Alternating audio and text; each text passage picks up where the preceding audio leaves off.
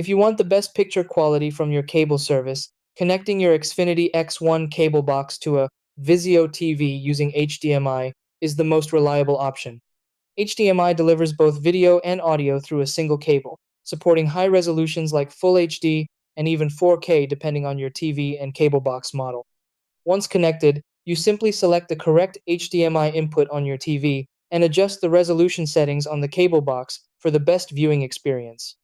The setup only takes a few minutes and ensures a stable connection for live TV, streaming apps, and on-demand content. Step 1.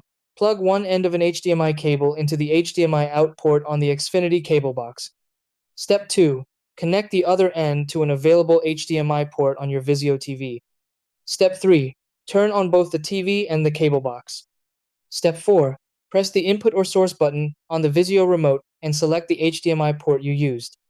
Step 5. Open the cable box video settings and set the resolution to the highest supported option, such as 4K if available.